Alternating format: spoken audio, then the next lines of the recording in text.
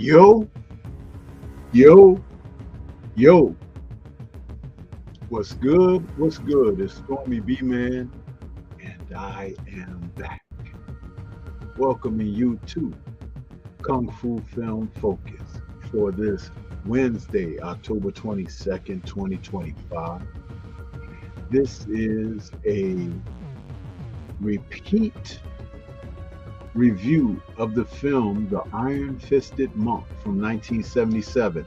I did a Kung Fu Film Focus on this film back in December, I think of 2023. It's in my archives, but I thought I'd come back and revisit this again because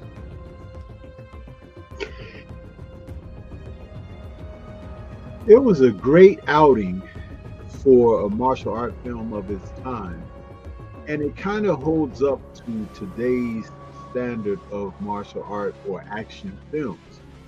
Even though the plot and the story was very thin, it gave way to plenty of martial action choreographed by the great Sammo Hung Gambo.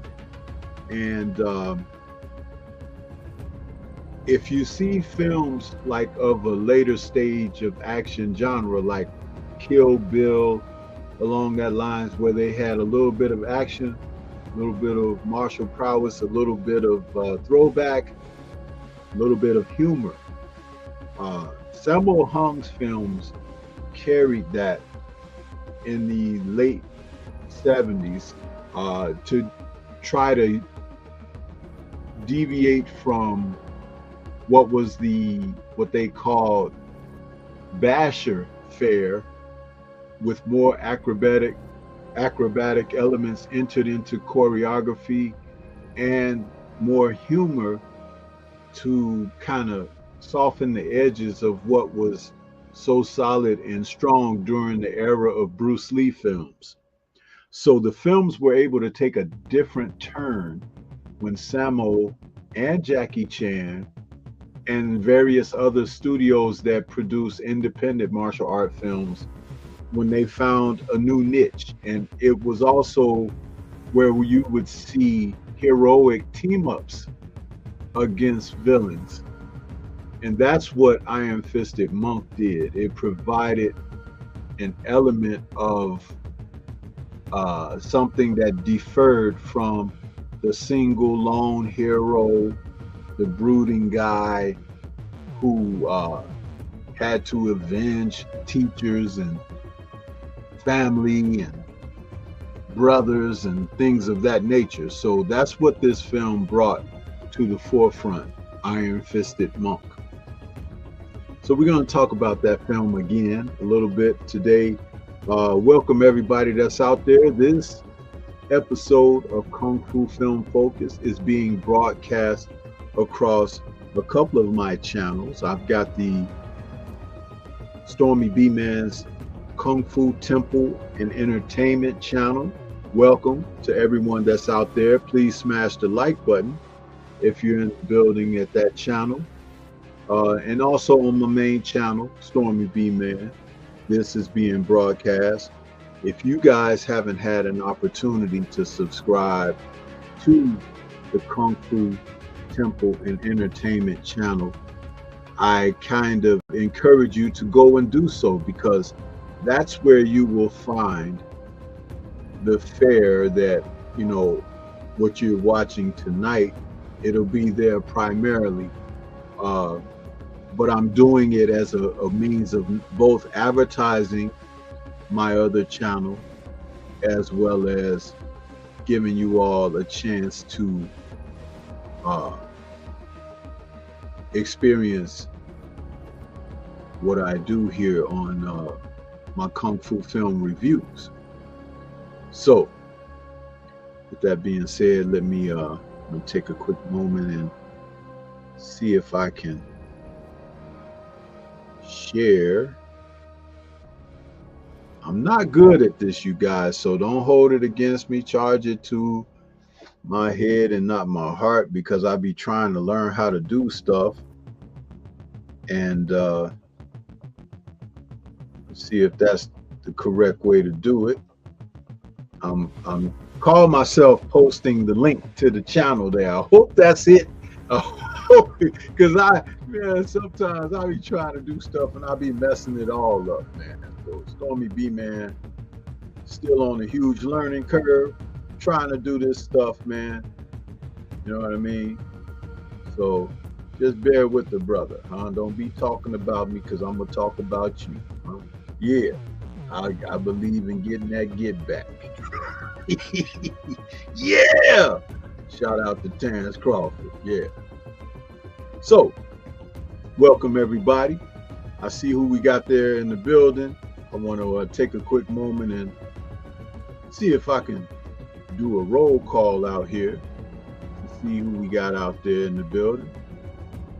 Let's see.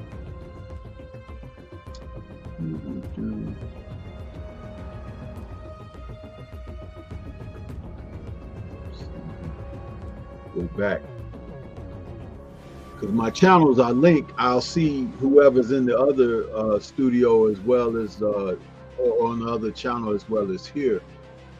We got Convos with Cam out there early, saying salute Stormy and chat. Peace and blessings to you. Same to you. Universal Truth is back with us, saying salute Sensei. What's good with you? Derek Gaines in the building. The last dragon hater out there. He's in the building saying, yo, Storm. Yeah.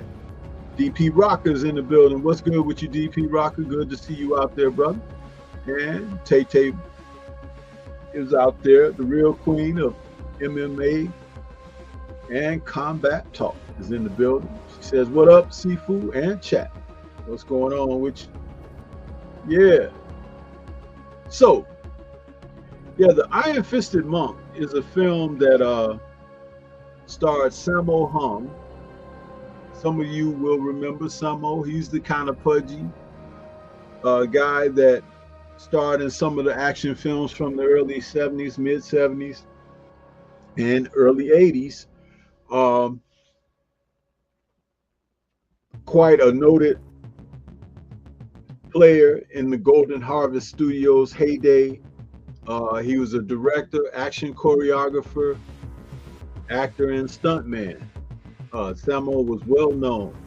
And for some of you who've seen Bruce Lee's Enter the Dragon, he's the heavyset Shaolin monk that Bruce Lee fights in the opening scene when they're wearing their MMA type gloves and their little Speedos and the little, what they call the shin guards.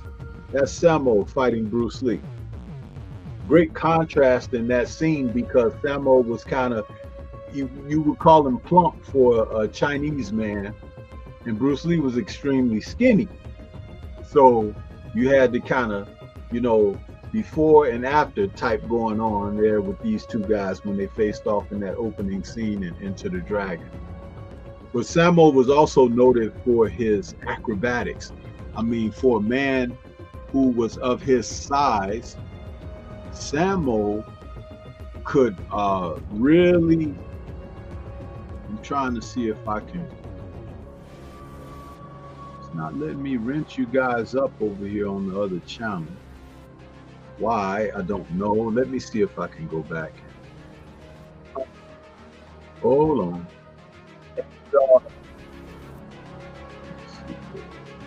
See if I can get you guys.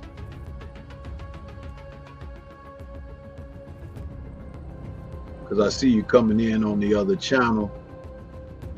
See if I could wrench you.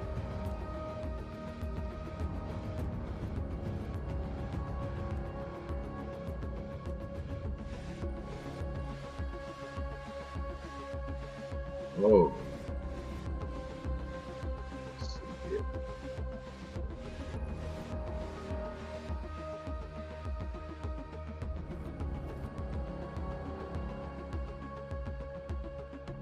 I'm learning on the job, you guys. So don't, like I said, don't get too mad at Stormy B Man for this, because I'm learning on the job. Let's see here.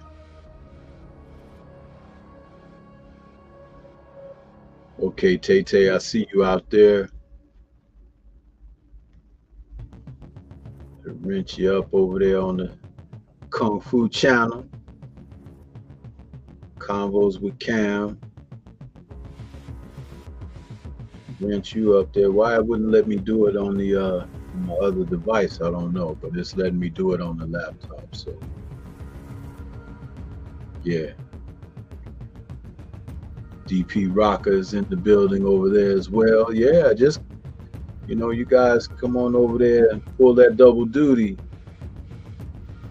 My Kung Fu channel is up to 260 something subs right now, which earlier last week it was 230 something. So the channel is growing, and I'm gonna do a special stream to thank my subs over there, because we're trekking fast toward 500, and I really like that. Also, as proof of what Drew Titan talks about, salute to the brother Drew Titan, you know, he talks about when you have multiple channels, right, and you air your fare, you can see who they're messing with and who they're not messing with simply by how your channel grows. And it's like this channel here, I just started it a couple of months ago, and 200 and some subs already. Most of the people that sub to that are aware of my other channel, my main channel. And I'm telling you, my views for my Kung Fu films and stuff, the reviews, they're in the thousands. But my other channel is bigger, and they're holding my growth back on my main channel. Isn't that the weirdest thing? Think about that. My main channel, they're holding me back. They hold it back, like you heard Blue Blood talking about it. If they don't put out your notifications and things of that nature, they don't put you in the algorithm, so you will get views, so you are up there. Even if it's a popular topic that's being spoken on, they don't put you up there. And a channel like this, I just started, boom, boom, boom, my subs are coming right away. So where those people, they should know about me over there, right?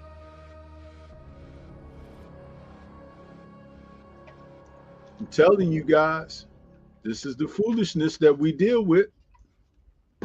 But that's why we also, you know, we document everything and we keep it moving, because hey, thank you, Tay Tay, for sharing. Appreciate that. She says, that's one of my favorite Bruce Lee movies, Enter the Dragon and Way of the Dragon. Yeah, you know, Tay Tay, I haven't gotten around to talking about the Bruce Lee films yet. None of them, even though they are my favorite, right? Bruce Lee is my favorite martial art film star. But I know so much about the guy and his films that I thought I would, when I launched this platform of Kung Fu Film Focus, I thought that I would take that extra time and liberty of talking about films, stars, and present them because everybody should know Bruce Lee or whatever, right? That's just kind of like what it is. And everybody should know Shaw Brothers, or at least some of the actors and actresses from Shaw Brothers. So I thought that I would launch this particular show reviewing the films of not only equally as popular, but not as well known. So that's the whole method to my madness, but I don't intend to exclude Bruce from my presentations. It's just that it's very convenient, especially like right now with all these AI videos. I don't know if you guys have been getting them, but they're popping up in my streams every day. New Bruce Lee AI. They got him fighting Muhammad Ali, riding in the car with Tupac and everything. It's like, are you serious? Please stop, you know, with the AI. But it's driving me crazy. But I can talk about Bruce Lee films, and maybe come the first of the year, I'll start doing some reviews of his films, because I haven't done any yet, but I will. But let's get back to the Iron-Fisted Monk. This film, again, like I said, stars Sammo. And Sammo is a guy who, let's see here. I thought I had some stuff queued up. Oh, I see what happened when I left my studio. It took my images out, so I have to put them back in. Okay, I can do that, because we are in the business of talking about this film. Sammo, his images should pop up shortly. Some of you guys will recognize Sammo. I forgot to put my scroll up. I told you, Stormy be forgetting stuff, man. It's like, what am I doing out here? There's the image of Sammo from the film. Very popular in his day. And believe it or not, you guys, he and Bruce Lee were about the same height and everything. So if you see Sammo standing next to like an American person, he's very short, like 5'7". And he and Bruce were about the same height, but he's a little pudgier than Bruce, of course. He's a little chubby. That's why they called him Sammo, like sumo wrestler, the Japanese term. So that's how he made that name. And that name came when he faced Bruce Lee in Enter the Dragon, the nickname of Sammo, because his real name is Hong Kempo. And this is the image of James Chin. James Chin is a guy who played in several films with Bruce Lee, The Big Boss, Fists of Fury. Also, he was tabbed to star in Bruce Lee's unfinished last film, Game of Death.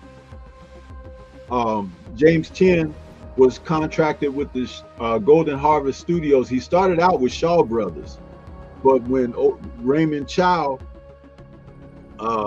opened up Golden Harvest Studios in 1970, he took some of the Shaw Brothers stars with him that had expiring contracts to come over and join him at Golden Harvest. He used to work for Run Run Shaw, did Raymond Chow. He was Raymond Chow was Run Run Shaw's right-hand man, helped him as an executive producer at Shaw's until Mr. Shaw found him a nice young filly by the name of Mona Fong, and he made her his executive producer in the studio, overseeing all his projects and everything.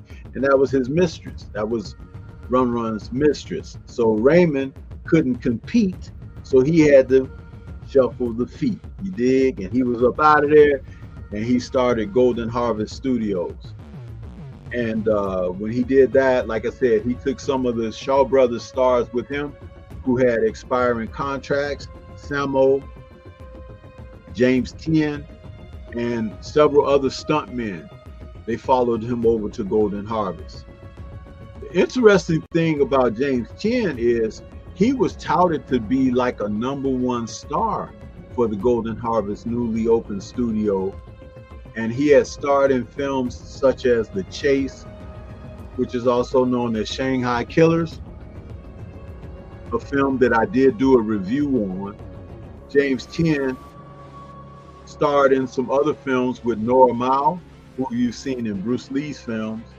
But when he starred in The Big Boss with Bruce Lee, Bruce Lee was actually hired to be the co-star of the film. But as they were filming the movie, James Tien was supposed to be the lead, but they liked what Bruce was doing on film. They was like, man, this guy's got so much charisma and everything. We'll kill off James Tien's character in the movie halfway through, and then Bruce will be the star.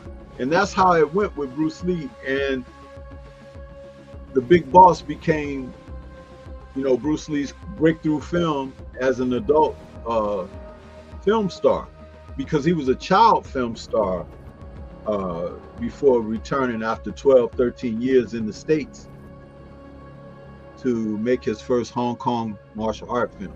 There's a whole new story into that too, but I'm not going to try to sidetrack too much away from talking about the Iron-Fisted Monk. Now, these gentlemen are also joined in this film by Chen Sing. Now, Chen Sing is a popular martial art film star. He was considered like the Charles Bronson of Hong Kong films. He was a rugged built man, a karate practitioner, and starred as hero and villain in an assortment of films. In this film, he's playing a monk. And so is Samo. Samo is playing a rebellious monk in this film. And to round out the cast of characters, we have the veteran stuntman, actor, choreographer Fong Hak-on, who plays a really bad, treacherous villain in this film. Some of you may have seen Fong in certain films. He's usually playing a baddie, stuntman in the backdrop, a lecherous dude, you know, that is like wicked and always lusting after women and stuff like that. He played that role well, and it was almost kind of typecast. My favorite role of his is in the film, what is it? Last Hurrah for Chivalry, directed by John Woo. Because in that film, he has a small role. It's more than a cameo. Maybe you could call it a cameo, where he's playing a swordsman by the name of Prey. And in that film, Wei Pai, who was one of the Venoms, is the lead actor of the movie. He plays this young man who is being manipulated into getting these villainous guys, you know, he's being manipulated into giving them an advantage of dominating some people in a small town. And he happens to, Wei Pai character happens to bump into Fong Hak-on's character, Prey. And when he when he sees Prey is walking through the town, he's like a hired killer. So some guys bump into him and they was like, hey, watch where you going or whatever. And he was like, what's your name? And he's like, my name is Prey. And they were like, Prey? He was like, yeah, because when I kill people, I pray for them. He pulls his sword out and starts slicing these guys down. Great film, Last Hurrah for Chivalry by John Woo, when he was still directing Hong Kong martial art films. Also in this film is Casanova Wong, the Korean master kicker, Taekwondo stylist, whom was in a ton of martial art films during the late 70s and early 80s in Hong Kong and in Korea. And rounding out the list of bad guys for this film is a guy that I loved in Golden Harvest films as a baddie. This gentleman, Xiao Xiong, he's like one of the weirdest characters that you would see in Golden Harvest Studios. He always played bad guys. And what was really interesting about Xiao Xiong is, like, if you look at him even on this photo that depicts him, he had very light brown eyes for a Chinese man. Not dark eyes, but light eyes. They were light brown. And sometimes when the camera would be on him and showing close-ups and everything, you could see it. They were almost like hazel, which was really weird. You didn't see that often with Chinese film actors. So yeah, this kind of rounds out the cast of the Iron-Fisted Monk. And again, like I said, these guys were all very prominent people in the films. So, you know, I just thought I would give you an idea of who's in the, as far as the cast in the film. Now, the plot of the film goes as such. Sammo, this was his first film as a director as well. I almost forgot to leave that part in to inform you. This was his first film, his directorial debut. And the review goes that the Iron-Fisted Monk is somewhat of a very impressive start for Sammo's directing career. Even though it's his first time, he handles the directing like an old-timer. The story moves on swiftly, and there's enough superb fight action to keep fans of the genre satisfied. The fighting, co-arranged by Jackie Chan, is about as good as in his later films, or in other words, fantastic. What brings the overall viewing experience down a bit is the suddenly changing tone of the film. It begins as a nice action comedy with Sammo portraying a rather idiotic Shaolin student, and he fools around just like Jackie Chan did later in his films Snake in the Eagle's Shadow and Drunken Master. Early on, he has a few cool bouts with James Tien and the famous monk Sante, played by Chen Sing. Then the evil Manchus come along and the film isn't fun anymore. The Manchus are indeed evil, brutally slaughtering innocent old men and lots of other people. The meanest and nastiest of them is who else but Fong Hak-on. See, I told you about Fong, that he literally is a dirty bastard, a real SOB.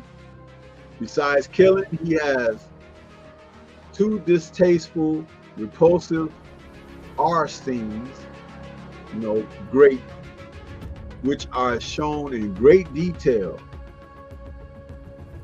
Sammo should have just presented us with a few hints that Fong Hak-on is obviously determined to get to these young ladies, not the entire act. Showing him offing nice people is depressing enough, but these brutal grapings almost spoil the film. The film was rated by this reviewer a 7.5 out of 10. But I could give Iron-Fisted Monk a solid 8 because not only being Sammo's directorial debut, but it's a film where the martial action is really, done very well.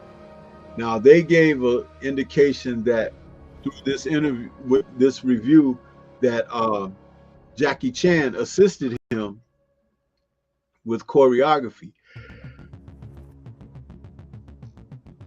Everything that I looked up on it, it doesn't say anything about Jackie Chan assisting him, although Jackie could have appeared on the set and helped him out. But Sammo is credited as the martial art choreographer for the film.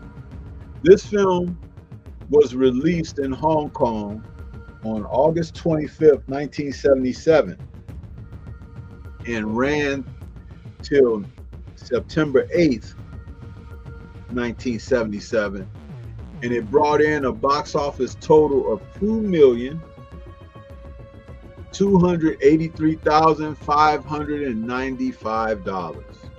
So it was very popular, people. It was a hit. And Sammo would go on to direct other films similar of this, like, for an example, Enter the Fat Dragon or Warriors 2, Knockabout, The Victim, The Prodigal Son. Those were the kind of films that he was directing at this time that were, as far as the elements and similarities, that's what we got. That Warriors 2 is a classic. I'm trying to think if I did a Kung Fu film focus on Warriors 2. I'm pretty sure I did, because that's also a Golden Harvest film from 1978, a year after this film that Sammo did.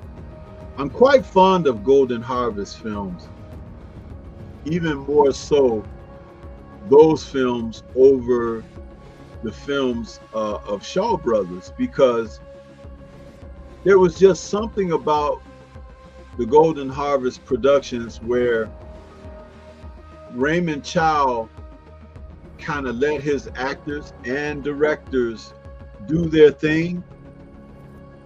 He kept a rope around things that they didn't get out of control, but he gave them a lot of creative license, which Run Shaw didn't do at the time. And that's one of the things that made Golden Harvest Studios a little bit different from Shaw's, and made actors want to go work for Raymond Chow when they got a chance to have an expired contract, because the Shaw Brothers studio would sign you to these lengthy they would sign you to these lengthy contracts that could last 6 or 7 years. And when you had those contracts, you had to stay on their film lot in their dormitories, because they had everything on site at Shaw Studios. They called it the Asian Dream Factory. It had apartments and dorms on set for all of the actors and production people, including directors. It had its own in-house film editing and sound editing studios and everything. Of course, it had sound stages, live sets that they had built that were permanent structures, including like a multi-level pagoda that you can see in numerous Shaw Brothers films. This pagoda was always in the background. They had this old early turn of the century bridge that was in the film that would be featured in many different films in many different ways. Some of the people who are huge Shaw Brothers followers and supporters would often talk about the famous yellow and blue rug. It was an oriental rug that you would see in a ton of Shaw Brothers films. This rug made its appearance in more films than actors did. And you could see in a set that rug would be on the floor, and you'd be like, man, that's the same rug they had in such and such movie. It could be a scary movie, it could be a kung fu film or whatever, but as long as it was a period piece, that rug would show up, even though they changed everything else on the sets. It was crazy how Shaw would do things, man. And for great trivia, people would laugh and make fun of those situations. Let me see. We had a couple more people come into the building. We got T-Berry out there. What's good with you, T-Berry? I see you. Mook underscore is in the building. What's happening with you? Salute to you. Adrian Viet is out there saying salute, Stormy, Sensei, and chat. What's good, everybody? Adrian, if you haven't done so, subscribe to the the Kung Fu channel, man. I put the link in the chat, so you can scroll up, go over there, give me a sub over there, and I can rent you up over there as well. So yeah, but yeah, that's, you know, the Iron Fisted Monk was a popular film. I remember the first time I saw it, I thought I was going to see some kind of Shaolin type deal or whatever, but like that reviewer that I just read stated, the film changed up when the bad guys show up on the scene. Basically, it turns into the monks, played by Sammo and Chen Sing, avenging all of the villainy of Fong Hak On and his assorted villainous characters. They ended up taking revenge for the town for all of those guys, because they had done a lot of nasty stuff in the movie.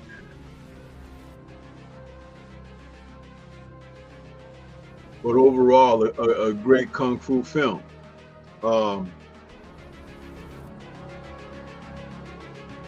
Let's see. I was going to see if I could pull up another review of it.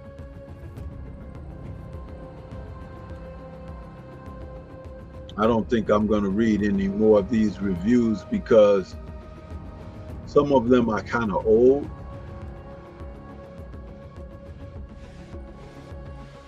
And I showed you guys the images of Sammo and these guys here. Anybody got any questions for me for this film? Because I would love to try to answer some questions for you guys. You know, that's kind of one of the things that I like to do with you. If you want to participate, you can ask me some questions. Kung Fu questions with Stormy, huh? Yeah.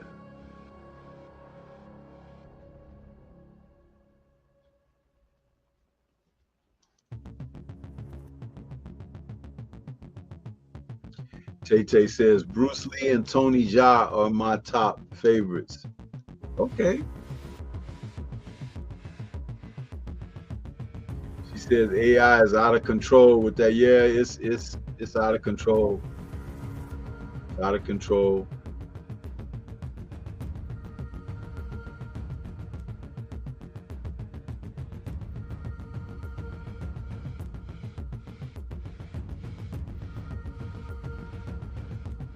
Adrian says, I'll watch this, put this on the watch list. Yeah, you know, Adrian,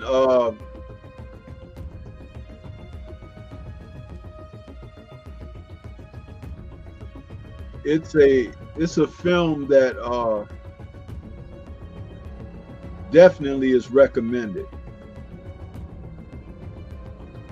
Definitely recommended.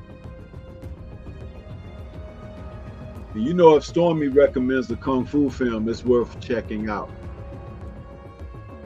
It's worth checking out. So, and I see you over there, Adrian. I hooked you up over there with your wrench over there at the Kung Fu channel. Thank you guys so much for supporting me over there. I really appreciate that.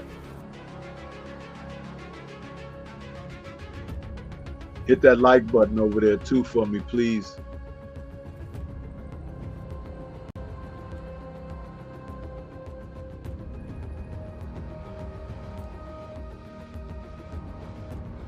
But yeah, I'm asking anybody out there got any questions about this film, because like I said, I don't mind.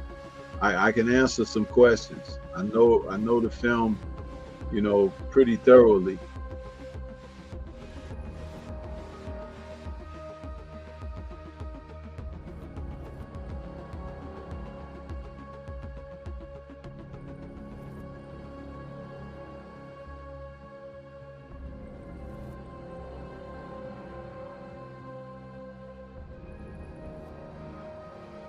Tay says she likes Tony Jaa. Tay, you didn't like Jet Li?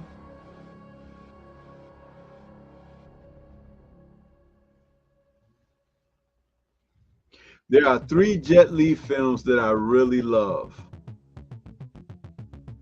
The first is his remake of Bruce Lee's Fist of Fury, which is Fist of Legend. He's playing the same character that Bruce Lee played in his version.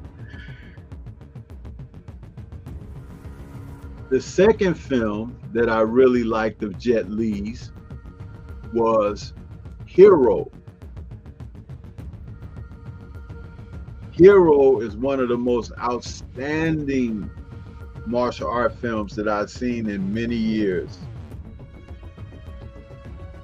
The third film that I really loved of his was Fearless. Fearless was a cut above, a well-told story and well acted by Jet Li, who was never really noted for his acting, but in that film his acting shined brightly. But it was a great film.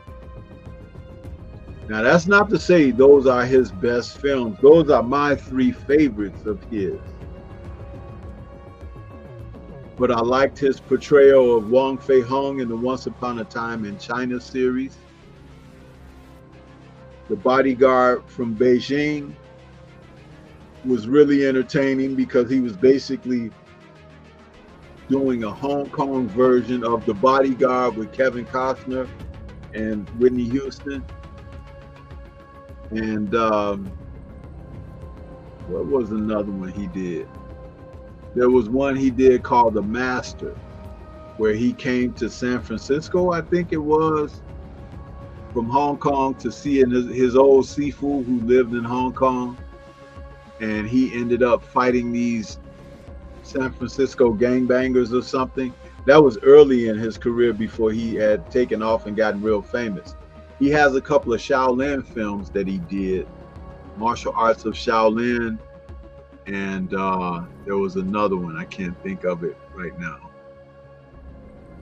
Might be Shaolin Temple he did. But Jet Li was a martial artist from the time he was like 7 years old. And he was with a special traveling troupe from China, where he came to the US in like 1973. He was like 7 years old, performing and stuff, like Olympic level performing of martial arts when Nixon was the president here. And he performed here as a little boy. And they had asked him at the time when he was a little bit of a boy, he was like, would you like to be like Bruce Lee one day? And he was like, I guess so. You know, being from mainland China, though Bruce Lee was just, his popularity was just starting to kick off. He was popular in Hong Kong, but not yet in China. China kind of took a hold of Bruce a little bit later, but not too much, because Bruce had Western blood, and they're all about purebloods over there. So it was a really interesting thing. But Jet Li had been around since like early 70s as a little boy performing. Adrian says, I also love Hero and Fearless. When the Emperor realized that his sworn enemy, Broken Sword, was the only one who truly understood his motivation. Yeah, wasn't that something, man? That was really something.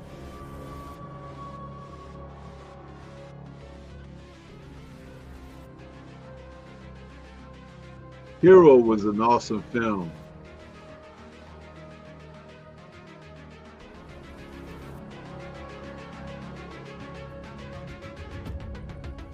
Any questions, guys? Come on now. Somebody got to have a question or two. I'm surprised I don't see my man Shogun 76 out there this evening. Shogun of Harlem. He usually pops in when I'm doing a live on Kung Fu. He must be busy.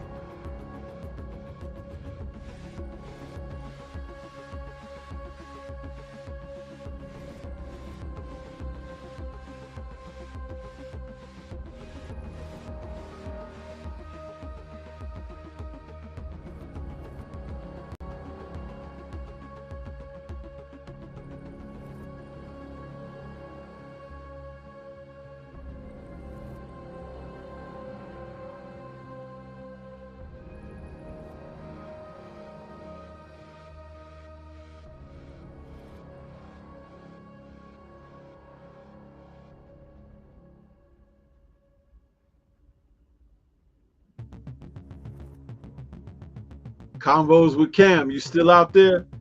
Come on, Tay Tay, throw a question my way. Throw a question my way. You know me, I'm not bashful. I'll answer the questions. These Kung Fu films.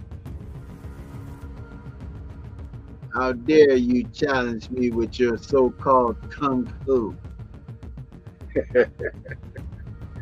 High May. Yeah.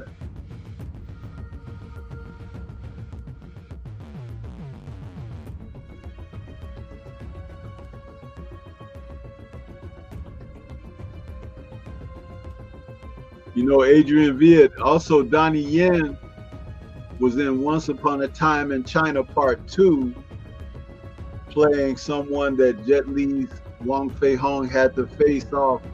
And that was the first time those two iconic martial artists faced one another on film. And Hero was like the second time when they played off opposite one another fighting.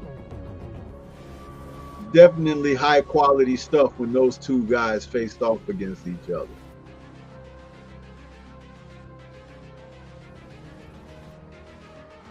High quality stuff, man.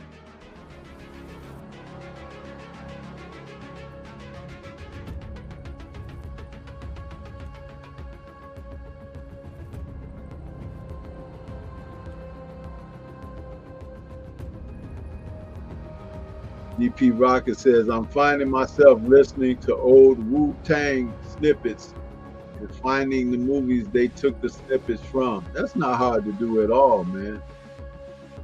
Because if you think about the Wu-Tang Clan, the music group, they took from those Shaw Brothers films. And the Shaw Brothers films primarily that starred the characters from the Wu-Tang, like Pai Mei and the 10 Tigers of Guangdong. That's what they did. They took those sound bites from those films. That's a no-brainer there, bro. But see, I know that. That's why I watch, I've watched so many Kung Fu films. I know exactly where they come from. But that's why I also don't think highly of that foolishness. I'm sorry. That's just me, man. I don't think they're not smart. Those guys, let me tell you what they did. The Wu-Tang Clan. That was a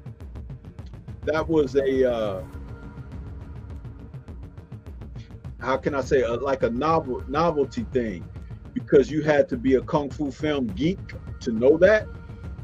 And that was way before the internet and everything, right? So now that we got the internet, you find out that there are far many more geeks than they thought lived in the earth, on the earth.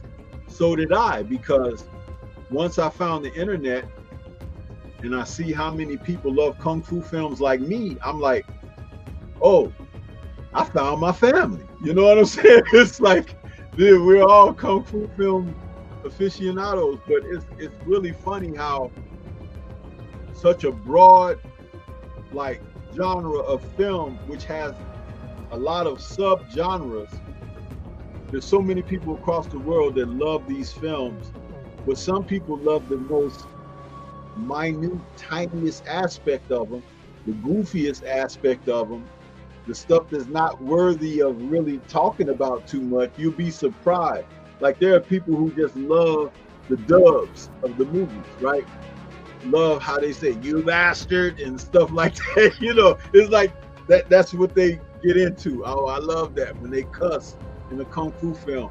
Goddamn, it's like, with those dubbed over voices. You know what I mean? So yeah. Okay, we got 225 Boxing Talk in the building. He says, what happened again with the man giving some ownership to two women in the production, and what was in the scene that took away a little from the movie? What are you asking, 225?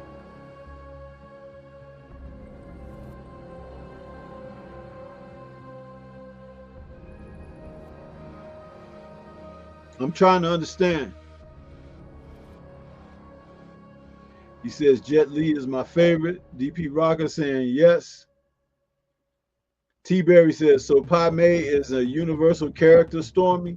I always looked at that guy as the ultimate kung fu villain. Yeah, he's a realistic person in real life. Pai Mei, real person. His martial prowess, because apparently he was an ally of the Qing dynasty and helped raid the Shaolin Temple with some of his people, his students. You know, Priest Pai Mei, they also would refer to him as the white eyebrow priest. Yeah.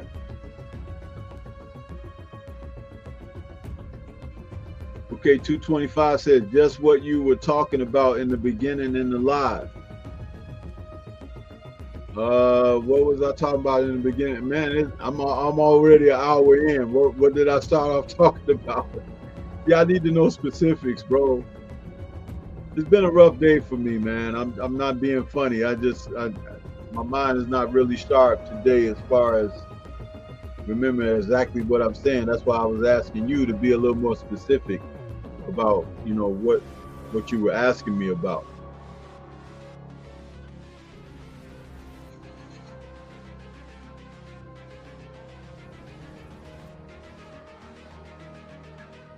Yeah, so T Berry, if you want to see a movie about Pai Mei, go check out the 7 Grandmasters.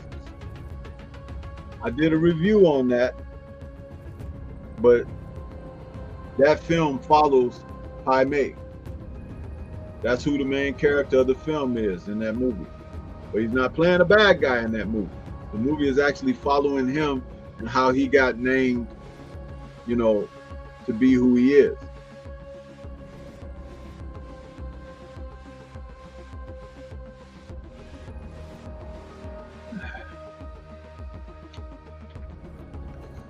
Yeah.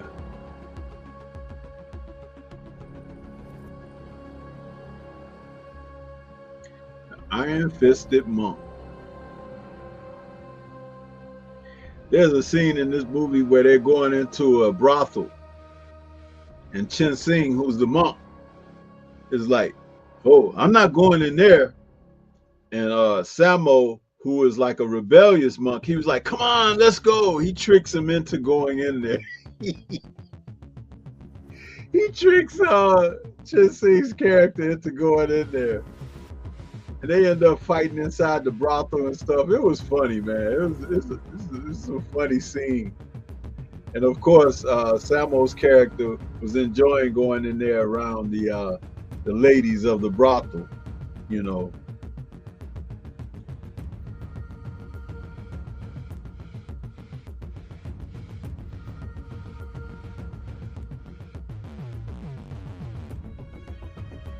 Samo ended up marrying a beautiful lady that played in one of his movies,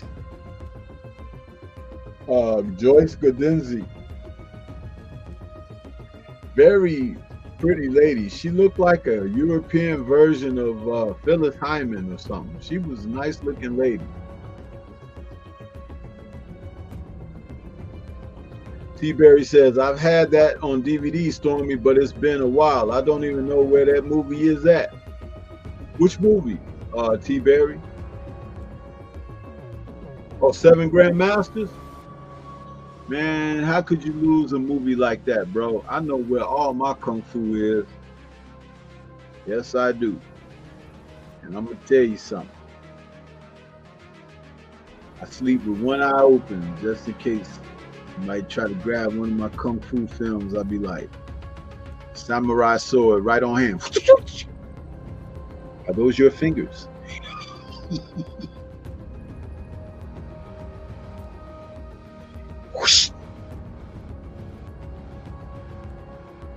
Y'all see Bud Crawford over there in Japan sparring with those samurais with a sword?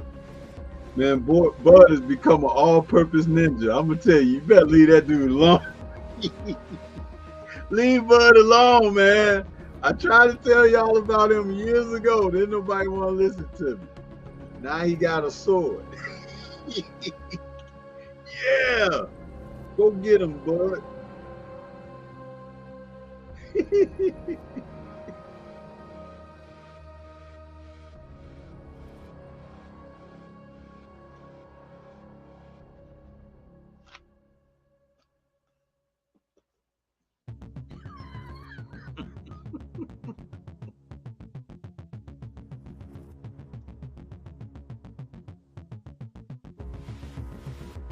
225 says the Iron Fist and Monk. You were saying they had a scene that may have lowered the rating, and one of the producers had married the lady or something that had the actors laid off.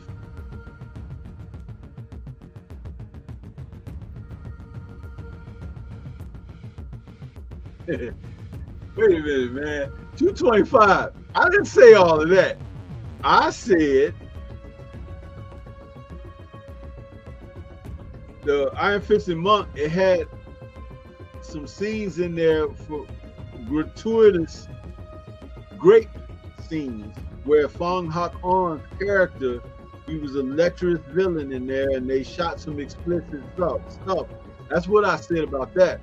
And I said that Run Run Shaw from Shaw Brothers Studios, his right-hand man was Raymond Chow, until he took a mistress by the name of Mona Fong, and he made her the executive producer over his studio projects. And Raymond Chow was like, forget that, I'm out of here, because I can't come between him and his woman. So he left Shaw Brothers to go start and open up Golden Harvest Studios in 1970. That's what he did. And then he took a lot of actors from Shaw Studios. They weren't #1 actors. They were like some stuntmen and co-star players, but some of them had martial backgrounds, operatic backgrounds, and things of that nature. So they were valuable assets to a new budgeting studio like Golden Harvest. So when their contracts came to an end, and Raymond knew whose contracts were coming to an end because he worked at the studio, Shaw Brothers. So he let them know, he gave them a heads up, hey, if you want to come over here and get a different type of a contract with me, I won't sign you to 7-year deals and stuff like Run Run's doing. I'll give you a chance to be a star player. I'll give a director a chance to do lead directing and so forth and so on. And that's how Golden Harvest Studios got started. So that's kind of like what I was talking about early on in the show there, 225. You kicked my memory in, and now I remember what I was saying. But see, if you can't be specific, about what I was saying, then it's like, I wasn't able to retain. But once you said that, I'm like, oh, okay. You kind of made a collage of what I was saying. So yeah. But that's, yeah. I did a 3-part video series on Bruce Lee, Raymond Chow, and Jimmy Wang Yu and their relationship. It's on my Kung Fu channel. You guys, if you haven't watched that 3-part little mini doc, go check it out, because there's a reason why Bruce Lee, Raymond Chow, and Jimmy Wang Yu early on had a relationship. Bruce Lee and Jimmy Wang Yu didn't care for each other, but Raymond Chow knew that they were 2 of the biggest stars in Hong Kong at the time. So he was playing these 2 dudes off of each other. Yeah. 225 says, you see how much I was listening. Yeah, F+. You earn yours just like some of your classmates. Y'all earn them F+, man. I don't know why. Some of y'all just like hanging on a string, huh? Maybe that's your favorite song by Loose Ends, huh? You got me hanging on a string now. Yeah, I'm not your plaything. Yeah, see, Stormy, I can tie it all together for you, man. You guys come out there and think I don't be paying attention. Y'all the ones that don't be paying attention, huh? F+.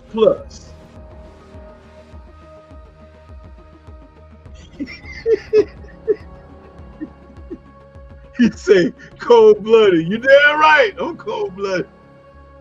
Smashing.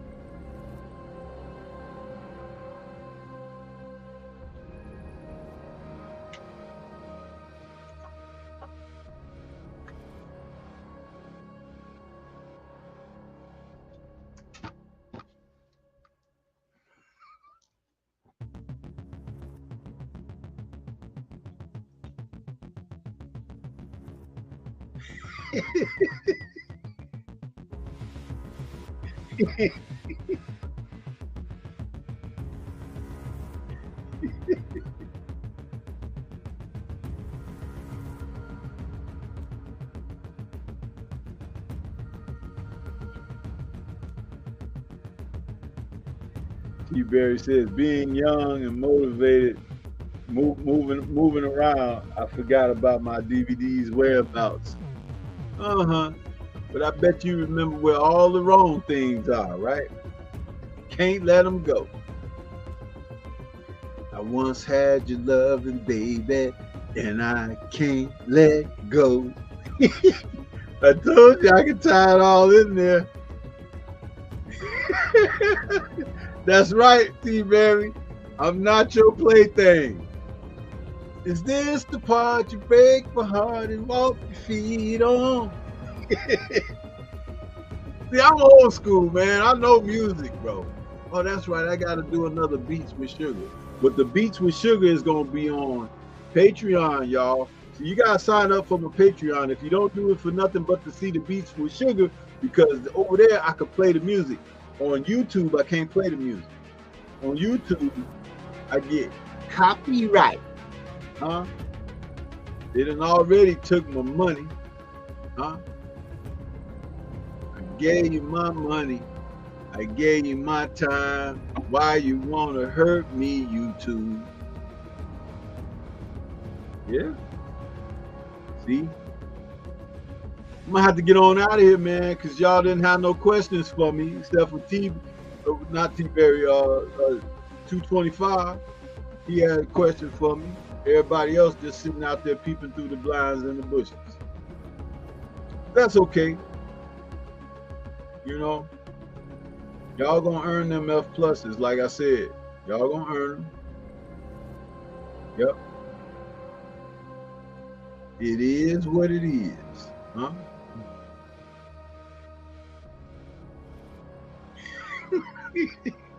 Yeah, YouTube always trying to copyright somebody, huh? And I look around across YouTube and there'd be all these people playing stuff they shouldn't be playing, nudity and everything. I'm like, wait, what about that? Huh? No, Stormy. Suspension. Huh? Your funds will be halted. Man, if you don't get all the way the hell up out of here with that foolishness, man. Anyway, that's about it for me this evening, man. I appreciate everybody came in. For those of you who went over to the other channel to sign up, so Stormy B Man can rent you up over there, you know, for joining from Kung Fu. Hold on. Hold on.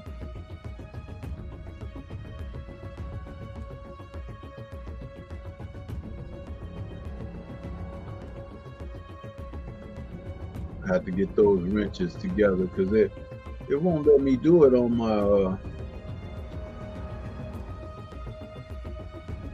won't let me do it on my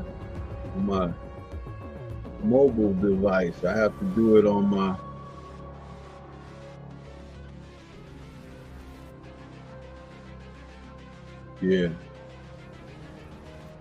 Well, yeah, we're gonna get out of here, man. I want to say shout out to the mighty LDBC, everybody that joined me this evening, man. Thank you so much. 225, I rinsed you up there on the Kung Fu channel. So you guys give me a sub over there. Let those subs increase, will you?